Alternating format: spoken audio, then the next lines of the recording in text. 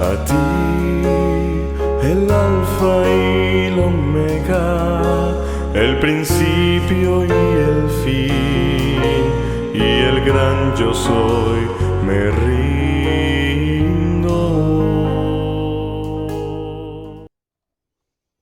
Bienvenidos al estudio de la Palabra de Dios. Y nos encontramos nuevamente en el libro de Génesis, aprendiendo a conocer mejor a Dios a través de la experiencia de los hombres de fe. Pedimos la bendición de Dios para el estudio de su palabra.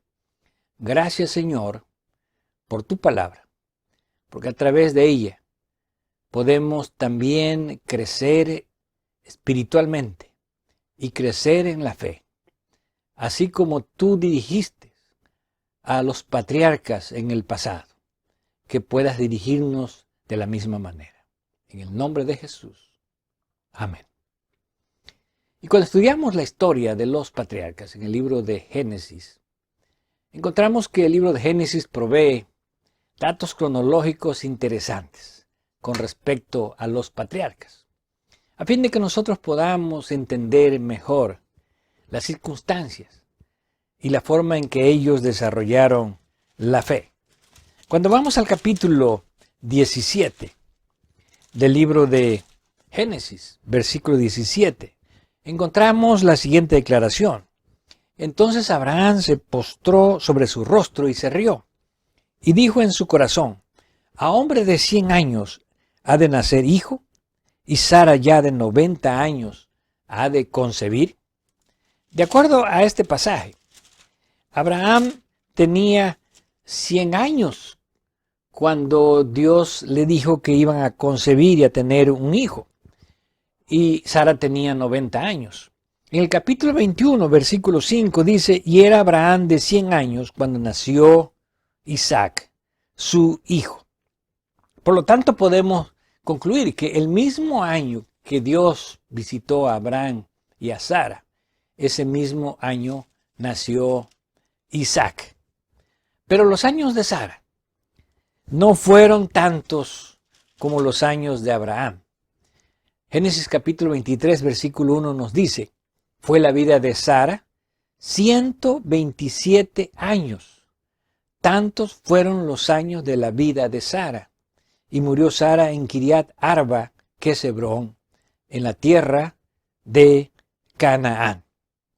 Vemos que después que nació Isaac, Sara todavía vivió 37 años. Por lo tanto, pudo disfrutar todavía de la vida de Isaac antes de su muerte. Sin embargo, los años de Abraham fueron aún más. Y encontramos en el capítulo 25, versículo 7. Y estos fueron los días que vivió Abraham, 175 años. Y exhaló el espíritu y murió Abraham en buena vejez, anciano y lleno de años, y fue unido a su pueblo. Después de que Sara murió, Abraham todavía vivió 38 años más. En ese tiempo, de acuerdo al mismo capítulo, el versículo 1, Abraham tomó otra mujer cuyo nombre era Setura, la cual le dio a luz a Simram, Joksán, Medán, Madián, Isaac y Súa. Por lo tanto, Abraham no solamente pudo ver el desarrollo de Isaac, sino también pudo ver su casamiento y aún vivió para poder ver a sus nietos Jacob y Esaú aún por 15 años más de su vida. Pero cuando Sara falleció, Isaac se encontraba muy triste y Abraham pensó que era el mejor momento para buscar esposa para su hijo Isaac. Y encontramos que Isaac recibió a Rebeca como su esposa. ¿Pero quién era Rebeca? Bueno, de acuerdo al capítulo 24, versículo 29, nos dice, Rebeca tenía un hermano que se llamaba Labán, el cual corrió afuera hacia el hombre a la fuente. El primer dato que nos da de Rebeca es que su hermano se llamaba Labán, alguien que después en la vida de Jacob tiene que ver porque se convierte en el suegro de Jacob. Y el versículo 47 nos dice: entonces le pregunté y dije, ¿de quién eres hija? Y ella respondió, hija de Betuel, hijo de Nacor, que le dio a luz Milca. Por lo tanto, aquí vemos que Rebeca era descendiente de la familia de Abraham. Su abuelo era Nacor, hermano de Abraham. Su padre, Betuel, primo de Isaac. Y por lo tanto, ella era sobrina de Isaac.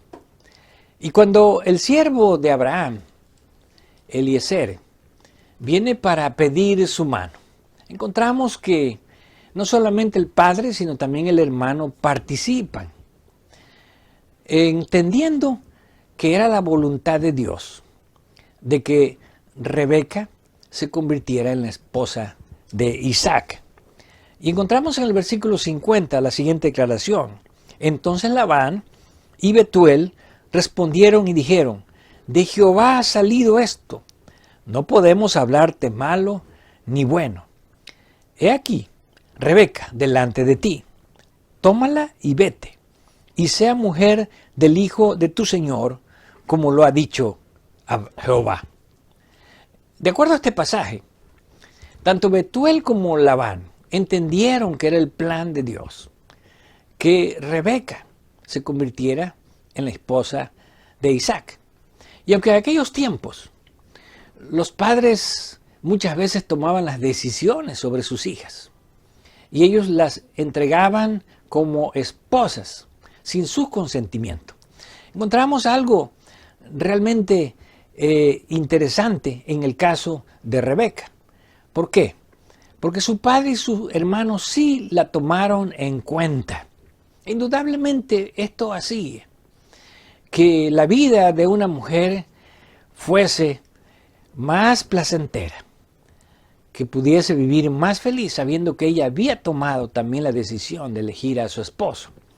Y el versículo 57 nos dice que ellos le respondieron entonces a Eliezer, llamemos a la doncella y preguntémosle. Y llamaron a Rebeca y le dijeron, ¿irás tú con este varón? Y ella respondió, sí, iré. Por lo tanto, vemos que no solamente su padre y su hermano entendieron que era el plan de Dios. Rebeca también era una doncella de fe, porque ella también comprendió que el plan de Dios es que ella se convirtiera en la esposa de Isaac, aunque ella no lo conocía. Así que tomaron el camino de regreso a la tierra de Canaán desde Harán, unos 700 kilómetros de distancia. Y ahora vemos a Isaac, que está en espera de su esposa, a quien tampoco conocía. Pero vemos que Isaac también es un hombre de fe y un hombre de oración, que confiaba en que Dios iba a dirigir los planes para que él pudiera recibir una buena esposa. Y dice el versículo 62, y venía Isaac del pozo del viviente que me ve, porque él habitaba en el Negev. Y había salido Isaac a meditar al campo, a la hora de la tarde. Y alzando sus ojos miró, y he aquí los camellos que venían. Rebeca también alzó sus ojos y vio a Isaac, y descendió del camello. De esta manera, Dios contesta la oración de Isaac, trayéndole una buena esposa.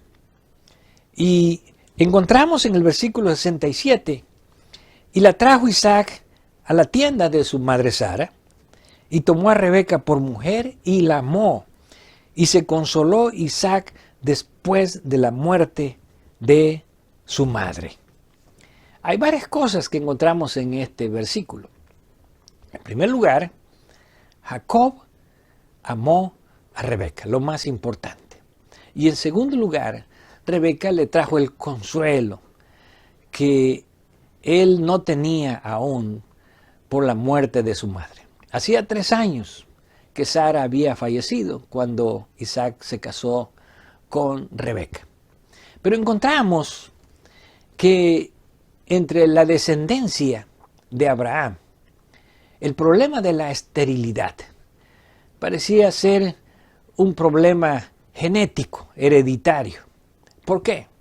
Porque Sara era estéril y encontramos que también Rebeca era estéril. Pero, ¿cómo ellos resolvieron este problema? ¿De qué manera? El versículo 20 nos dice: y era Isaac de 40 años cuando tomó por mujer a Rebeca, hija de Betuel, arameo de Padán Aram, hermano de Labán arameo. Y oró Isaac a Jehová por su mujer, que era estéril. Y lo aceptó Jehová, y concibió Rebeca, su mujer. Qué hermoso pasaje. En lugar de buscar otras soluciones humanas, como lo hicieron Abraham y Sara, ahora vemos a Isaac pidiéndole a Dios que él resuelva el problema de la esterilidad. Y Dios responde, porque él respondió y entonces Rebeca quedó encinta, quedó embarazada. Pero su embarazo pareciera que no fue lo que Rebeca esperaba. ¿Por qué? Porque dice el versículo 22, y los hijos luchaban dentro de ella, y dijo: si es así, ¿para qué vivo yo? Y fue a consultar a Jehová. Había una contienda, una lucha en el vientre de Rebeca. Y Rebeca pensó: ¿para qué vivo si lo que yo voy a dar a luz son hijos contenciosos que luchan? Y entonces Rebeca fue a consultar a Dios, lo cual significa que ella también era una mujer de fe y una mujer de oración. Y Dios le contestó a través de una profecía. Dice el versículo 23, y le respondió Jehová: 2 naciones hay en tu seno, 2 pueblos serán divididos desde tus entrañas. Un pueblo será más fuerte que el otro pueblo, y el mayor servirá al menor. Con esta profecía Dios estaba cambiando el papel de la primogenitura, porque generalmente el primogénito era el primer nacido. Pero ahora Dios está diciendo que el hijo menor iba a ser el mayor entre los 2 hijos. Y esto fue algo que tuvieron que haber comprendido tanto Rebeca como Isaac con relación a sus hijos, porque era una profecía de Dios. Y dice el versículo 24, cuando se cumplieron sus días para dar a luz, he aquí había gemelos en su vientre.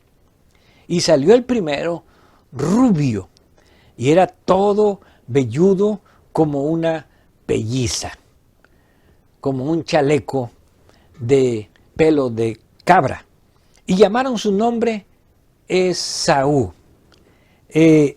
Aunque no se conoce con certidumbre el significado de Esaú, muchos comentaristas piensan que su nombre significa velludo. Y después, en el versículo 26, nos habla de su hermano. Después salió su hermano, trabada su mano al calcañar de Esaú, y fue llamado su nombre Jacob. Y era Isaac de edad de 60 años cuando dio ella a luz. El segundo hermano, desde el mismo vientre de su madre, ya viene tratando de reemplazar a su hermano.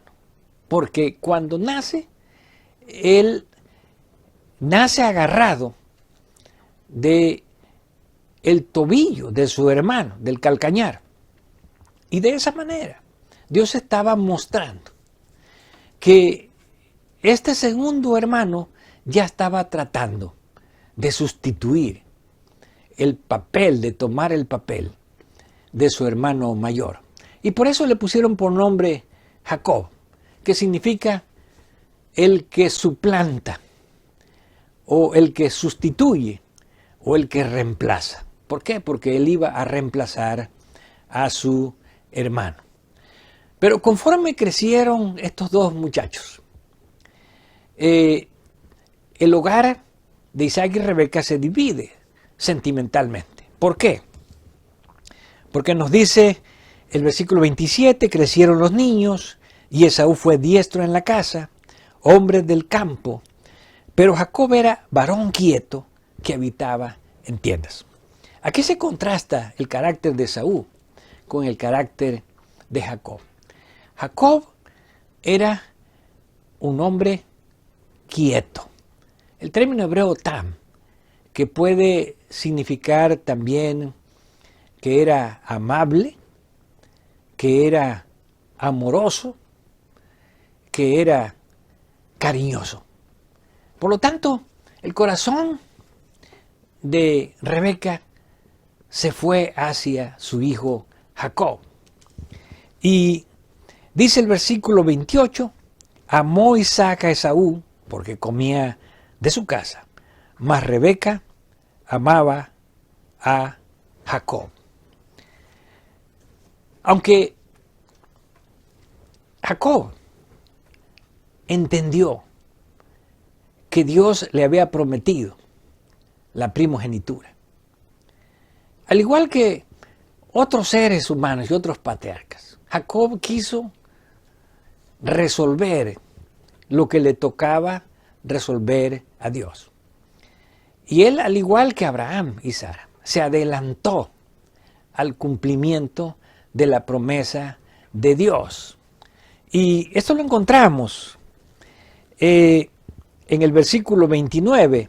Y guisó Jacob un potaje, y volviendo Esaú del campo cansado, le dijo a Jacob, te ruego que me des a comer de ese guiso rojo, pues estoy muy cansado. Por tanto fue llamado su nombre Edom, que significa rojo. Y Jacob respondió, véndeme en este día tu primogenitura. Entonces dijo Esaú, he aquí yo me voy a morir. ¿Para qué pues me sirve la primogenitura? Y dijo Jacob, júramelo en este día. Y él juró, y vendió a Jacob su progenitura. De esta manera vemos cómo Esaú rechaza la bendición de tener la primogenitura. ¿Por qué razón? Porque la primogenitura, primeramente, representaba el liderazgo espiritual. El primogénito que recibía esta bendición debía de convertirse en el sacerdote de la familia, en el líder espiritual. Indudablemente, Esaú no quería eso para él, no le interesaba. Aunque también la primogenitura conllevaba la herencia material, esto sí le interesaba a Esaú, como podemos ver más adelante. Sin embargo, Jacob no estaba tan interesado en lo material como en lo espiritual, porque Jacob creía que Dios le quería dar esta bendición, pero desafortunadamente él se adelantó a tratar de obtenerla. Y encontramos en el capítulo 27 que llegó el día en que Isaac envejeció. Y nos dice este versículo, aconteció que cuando Isaac envejeció y sus ojos se oscurecieron, quedando sin vista, llamó a Esaú su hijo y dijo, hijo mío, y él respondió, heme aquí. Y el versículo 4 nos dice, hazme un guisado como a mí me gusta y tráemelo y comeré para que yo te bendiga antes que muera. Isaac tenía ya 137 años para este tiempo, pero había perdido ya la vista. Y ahora, conociendo él los planes de Dios, de que Jacob era el que iba a recibir la primogenitura, él con todo decidió dársela a Esaú, por una sencilla razón, porque Esaú era su hijo favorito, porque él lo amaba. Y aún pasando por encima de la profecía que Dios había dado, él decidió entregar la primogenitura a Esaú. Pero nuevamente, Dios era el que estaba encargado de esto. Y ahora encontramos la intervención de Rebeca a favor de Jacob. Y dice el versículo 5, y Rebeca estaba oyendo cuando hablaba Isaac a Esaú su hijo, y se fue Esaú al campo para buscar la caza que había de traer. Entonces Rebeca habló a Jacob su hijo diciendo, he aquí yo he oído a tu padre que hablaba con Esaú tu hermano diciendo, tráeme caza y hazme un guisado para que coma y te bendiga en presencia de Jehová antes que yo muera. Ahora Rebeca se da cuenta que no hay tiempo que perder. Y nuevamente, adelantándose a Dios y tratando de crear un plan que no era el plan de Dios.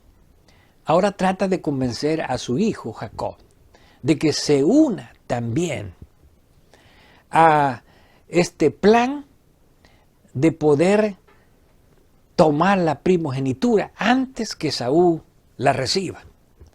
Y encontramos que en el versículo 8 ella dice, ahora pues, hijo mío, obedece a mi voz en lo que te mando. Ve ahora al ganado, tráeme de allí 2 buenos cabritos de las cabras, y haré de ellos viandas para tu padre como a él le gusta. Y tú la llevarás a tu padre y comerá, para que él te bendiga antes de su muerte. Y Jacob dijo a Rebeca su madre, he aquí, Esaú mi hermano es hombre velludo, y yo lampiño. Quizá mi padre me palpará, y me tendrá por burlador, y traerá sobre mí maldición y no bendición. Ahora Jacob se da cuenta que el intentar tomar la primogenitura en la forma en que su madre propone, implica un gran riesgo, que en lugar de traer bendición, le puede traer maldición. Sin embargo, esto no hizo que Rebeca desistiera.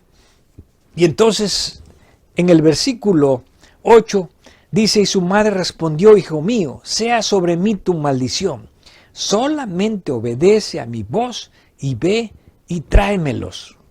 A veces es difícil para un hijo resistir a la autoridad de una madre, y más cuando se da cuenta que la madre está procurando el bien de él, aunque no de la manera correcta.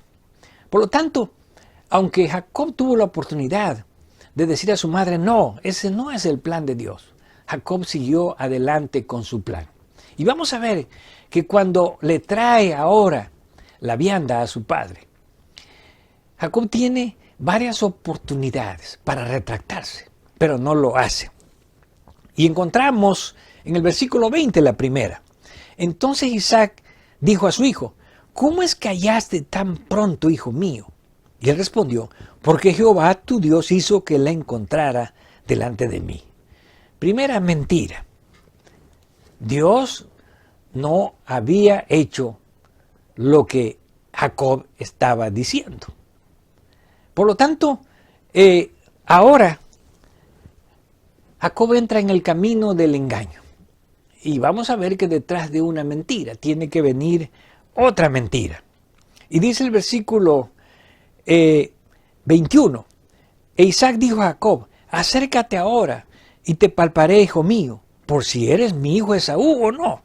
Se acercó Jacob su padre, a su padre Isaac, quien le palpó y dijo, la voz es la voz de Jacob, pero las manos de Esaú. Y no le conoció porque sus manos eran vellosas como las manos de Esaú, y le bendijo. Por lo tanto, aquí encontramos que aunque Jacob ahora estaba sintiendo que la forma en que estaba recibiendo la bendición no era la forma más placentera para él, porque era a través del nerviosismo, a través de la tensión, a través del miedo de que pudiera ser descubierto y a través del engaño. Sin embargo, a pesar de eso, él no desistió y decidió continuar para consumar el plan engañoso de su madre y de él. Y aquí viene la última oportunidad. Y dijo, ¿eres tú mi hijo Esaú? Y Jacob respondió, yo soy. Con esto el plan queda consumado. Y finalmente, Jacob se hace la primogenitura que Dios le había prometido, pero no en la manera en que Dios lo iba a realizar. ¿Por qué? Porque Dios tiene muchas formas de resolver las cosas. Dios pudo haber cambiado las palabras de Isaac. Dios pudo haber hecho, si Jacob confesaba, que Isaac finalmente reconociera que Dios había profetizado, que de Jacob era la primogenitura. Pero este plan de engaño finalmente se consumó. Pero descubrimos que cuando nosotros nos apartamos de Dios para seguir nuestros propios caminos, para anteponernos al tiempo de Dios y para tratar de resolver lo que Dios tiene que resolver con nuestra propia manera, esto va a resultar siempre en tristeza, en amargura y también en consecuencias para la familia. Y encontramos que lo que parecía ser una bendición se convirtió ahora en una gran complicación. ¿Por qué? Porque dice el versículo 41 del mismo capítulo 27, y aborreció Esaú a Jacob por la bendición con que su padre le había bendecido, y dijo en su corazón, llegarán los días del luto de mi padre, y yo mataré a mi hermano Jacob. ¿Qué era lo que más le dolía a Esaú? No era que había perdido la bendición espiritual de la primogenitura, sino era que había perdido la bendición de la herencia material, que a él sí le interesaba. Y por lo tanto, ahora buscó otra manera de obtener la herencia y pensó, voy a matar a mi hermano tan pronto mi padre muera. Pero Rebeca se enteró del plan de Esaú, dice el versículo 42, y fueron dichas a Rebeca las palabras de Esaú, su hijo mayor.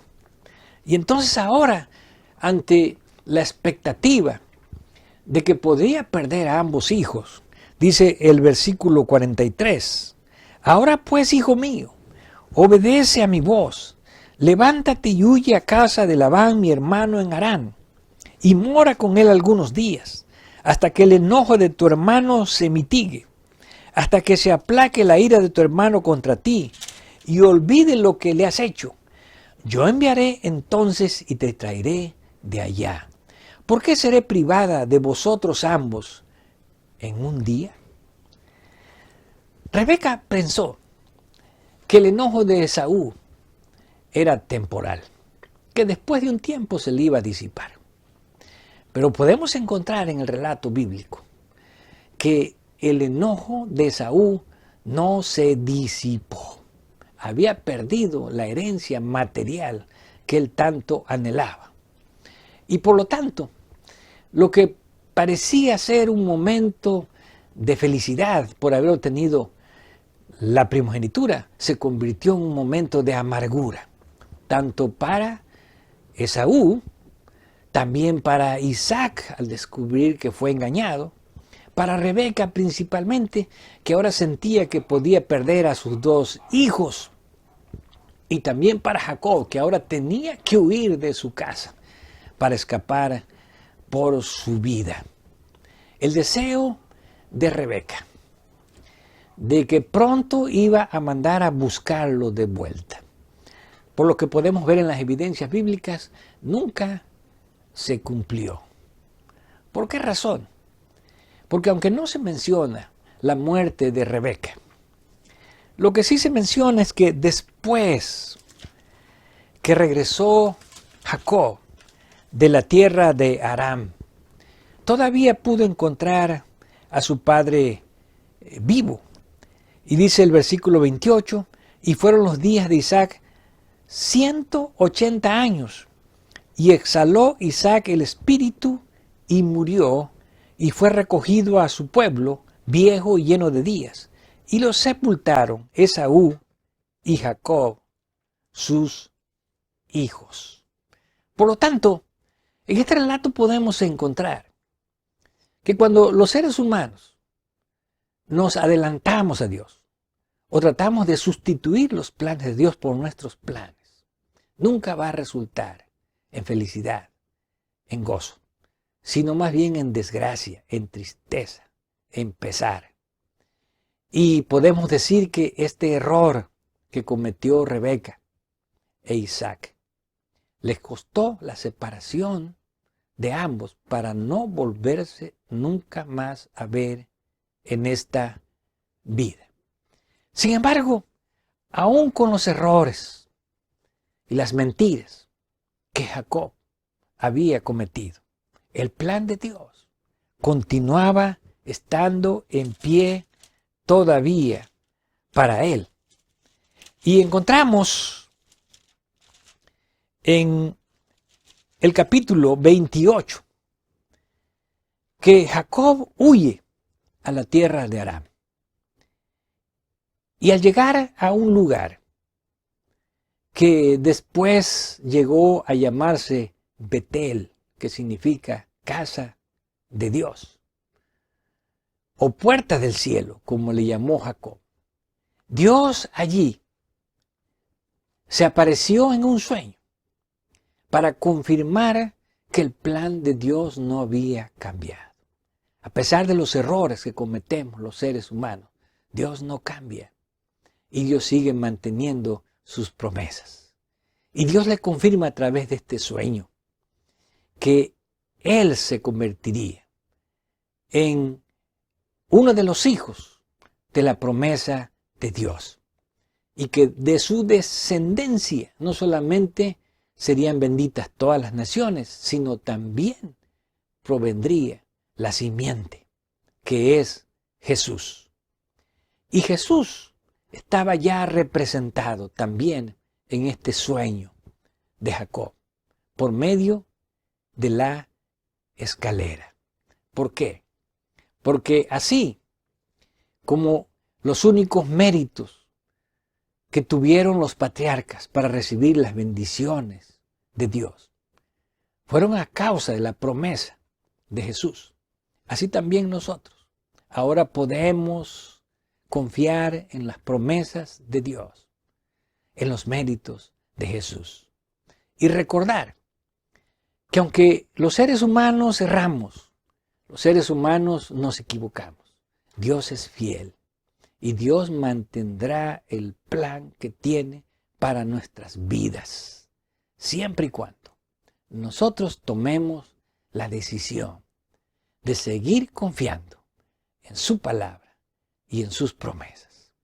Que así como Dios guió a los patriarcas, así como Dios guió a Abraham, a Isaac y ahora a Jacob, Dios pueda dirigir nuestras vidas y que el plan de Dios, a pesar de nuestros errores, de nuestras decisiones, se pueda cumplir en nosotros para honra y para gloria de Dios. A ti, el alfa y el omega, el principio y el fin, y el gran yo soy, me río.